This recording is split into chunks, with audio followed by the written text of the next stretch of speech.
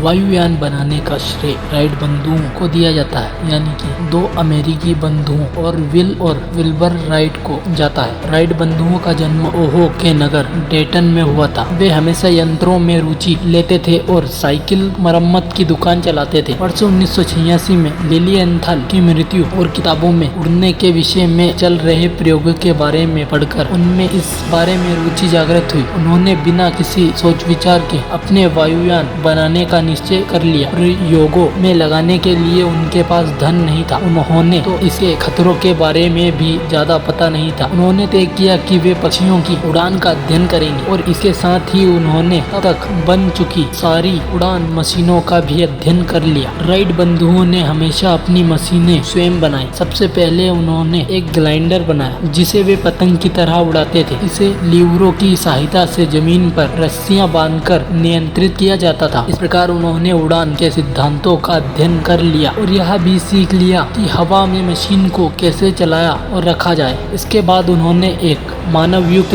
Glider बनाया। इसे उन्होंने लिलिएंथल की ही भांति पहाड़ी से कूदकर उड़ाया। इस ग्लाइडर को हवा में तैरना तो आसान था, लेकिन अपनी मनमर्जी से उड़ाना और उसका संतुलन बनाए रखना मुश्किल था। सुरक्षा की दृष्टि से प्रयोग जारी रखने के लिए 1900 में नॉर्थ कैरोलिना में एक एकांत स्थल में चले आए जहां ऊंची रेतीली पहाड़ियां थी। इस प्रकार वे कठोर पथरीली जमीन पर गिरने से बच सकते थे। अगले 2 सालों में उन्होंने लगभग 2000 बार ग्लाइडर में उड़ान भरी, जिनमें से सबसे लंबी उड़ान 600 फीट की दूरी तक की। इस प्रक्रिया में सबसे महत्वपूर्ण चरण था ग्लाइडर को प्रणोदित प्रोपर करना। 1903 में उन्होंने तरल ईंधन से चलने वाली एक मोटर बनाई। उसका परीक्षण करने के लिए वे पुनः नॉर्थ कैरोलिना गए। उन्हें यकीन था कि उनकी मशीन काम करेगी, लेकिन उन्होंने इसकी कोई औपचारिक घोषणा नहीं की। उनकी पहली उड़ान केवल 12 सेकंड के लिए ही थी, लेकिन मानव के इतिहास में यह पहली उड़ान थी जिसमें एक मशीन ने स्वयं गति करके हवा से भारी विमान को मानव सहित उड़ा लिया। कुछ समय हवा में नियंत्रित रहने के बाद उनका विमान बिना किसी नुकसान के नीचे उतर गया। उसी दिन उन्होंने 2 और प्रयास किए, कुछ अधिक समय तक के थे। उनकी चौथी उड़ान 60 सेकंड की थी और उसने 12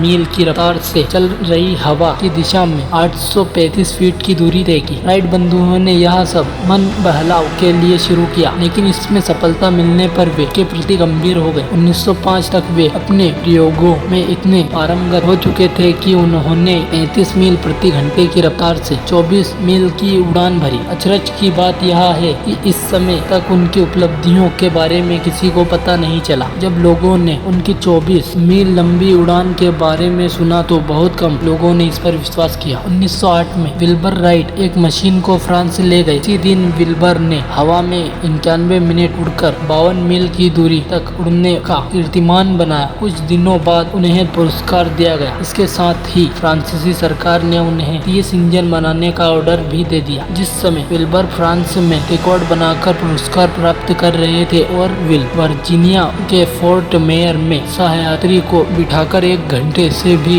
लंबी उड़ानें भर रहे थे। 1909 में विमान के क्षेत्र में अभूतपूर्व उन्नति हुई। आज तो प्रतिदिन हजारों विमान उड़ान भरते हैं और पायलट हर तरह से हैरत अंगेज कारनामे करते हैं। और अंत में जाते जाते शुक्रिया उन 2 भाइयों का जिन्होंने हमें इतनी बड़ी सौगात दे दी। राइट बंधुओं ने अपने आविष्कार के बदले में किसी कीर्ति की अपेक्षा नहीं की। विमान के इतिहास में उनका नाम सदा के लिए स्वर्ण अक्षरों से अंकित हो गया।